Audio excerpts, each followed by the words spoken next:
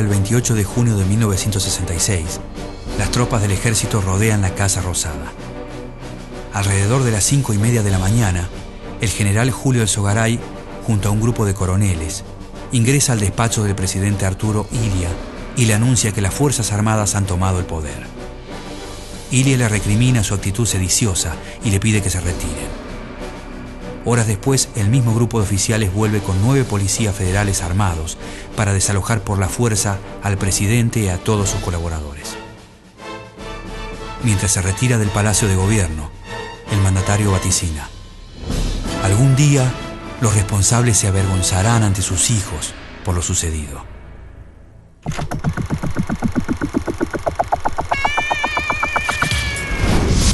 Fuerzas Armadas produjeron la única respuesta posible. No hay enemigo pequeño ni fuerza desdeñable, porque ya no hay pueblos aislados. El 29 de marzo de 1962, el presidente Arturo Frondizi es destituido por las Fuerzas Armadas. José María Guido, máxima autoridad del Senado, asume bajo el tutelaje militar. La cúpula castrense, fracturada internamente por sus distintas posturas frente al peronismo, se divide en 2 bandos: los azules y los colorados. Los colorados, o gorilas, encarnan la línea más dura del antiperonismo y son partidarios de la proscripción perpetua del movimiento, al que ven como un partido clasista y violento que llevará al país inevitablemente por el camino del comunismo.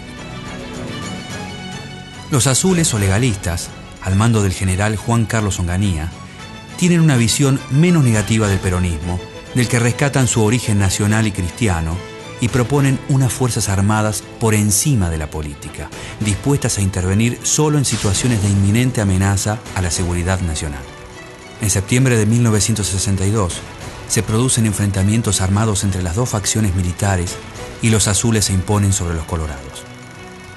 El triunfo del bando comandado por Onganía abre el camino para un nuevo llamado a elecciones y perfila al general de las tropas legalistas como un nuevo caudillo nacional.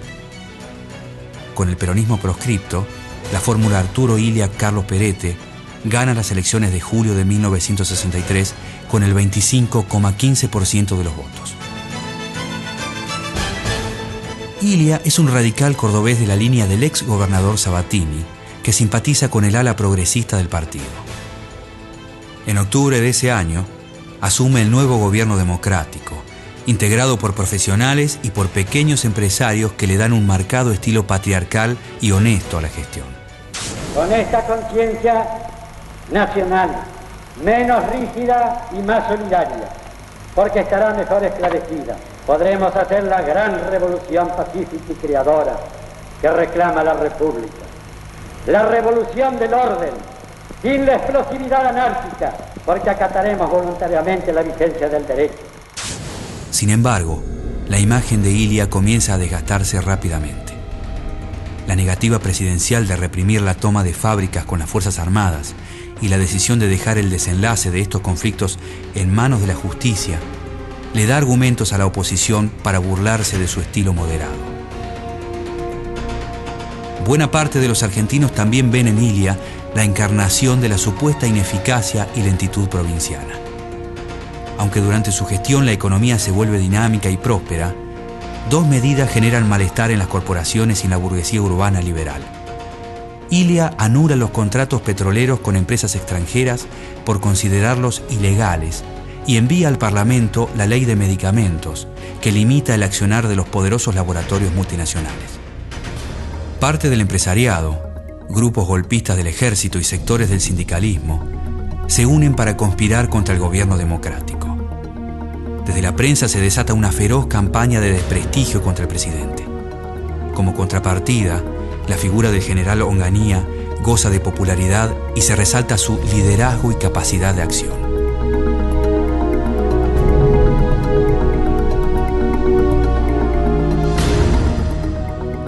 En noviembre de 1965, Onganía presenta su renuncia como comandante en jefe del ejército argentino. Lo que en un principio parece un triunfo del gobierno, termina convertido en el período de gestación del próximo golpe de Estado. El 28 de junio de 1966, las Fuerzas Armadas deponen a Illia y asumen el poder a través de sus comandantes en jefe. El teniente general Pascual Pistarini, el brigadier general Teodoro Álvarez y el almirante Benigno Varela forman la llamada Junta Revolucionaria y ponen en vigencia un estatuto por encima de la Constitución que les atribuye el derecho de nombrar al nuevo presidente. El hombre elegido no sorprende a nadie, el general Juan Carlos Onganía.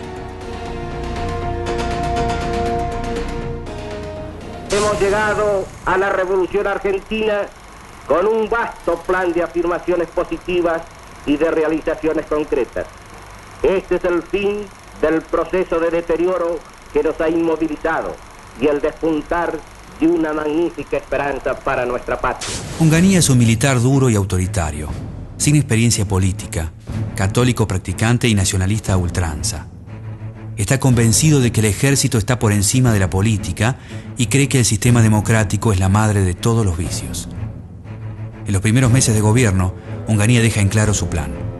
Disuelve el Parlamento, prohíbe la actividad de los partidos políticos y confisca sus bienes.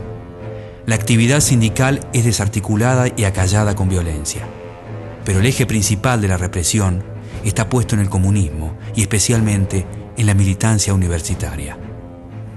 Para Onganía, la actividad política estudiantil es un ejercicio de gimnasia subversiva y el caldo de cultivo de lo que él llama la infiltración ideológica.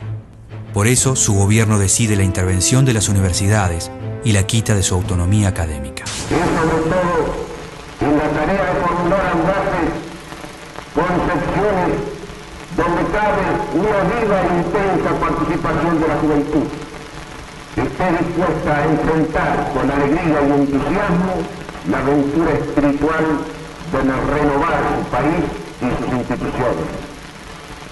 Participación fecunda que permite ordenar, con la colaboración de todos, las metas y los sistemas de enseñanza y que acrecienta y enaltece la auténtica autoridad. El 29 de julio de 1966, la Policía Federal reprime a un grupo de alumnos y de profesores en la Universidad de Buenos Aires, hecho que pasa a la historia como la noche de los bastones largos. Esto motiva numerosas renuncias docentes y un éxodo masivo de intelectuales. En agosto se disuelven las asociaciones estudiantiles y en septiembre la represión se cobra su primera víctima en Córdoba. Santiago Pampillón es abatido por la policía en una manifestación callejera. La censura se convierte en una herramienta habitual del régimen. No solo la sufren los medios de comunicación, sino también las costumbres. Se persigue a las parejas en las plazas, se clausuran locales nocturnos, no se permiten ni las minifaldas ni el pelo largo en escuelas y en oficinas públicas. El cierre de la revista de humor Tía Vicenta precede a una serie de clausuras de empresas periodísticas.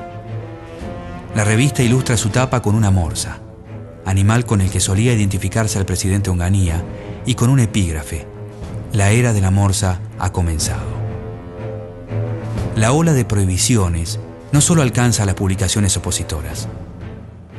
Cuando Primera Plana publica un artículo sobre los enfrentamientos entre el general Alejandro Agustín Lanusse y el presidente, el gobierno clausura el semanario desde cuyas columnas se había forjado pacientemente la imagen de Onganía y de la revolución.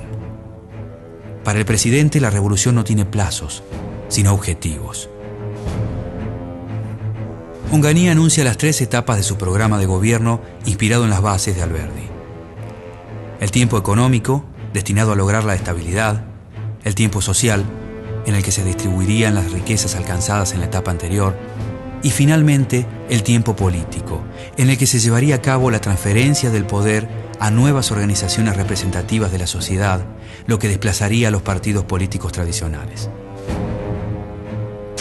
El encargado de crear las condiciones necesarias para iniciar el tiempo social es el ministro de Economía Adalbert Krieger Bacena, un economista liberal cercano a los organismos financieros internacionales y asesor de empresas extranjeras.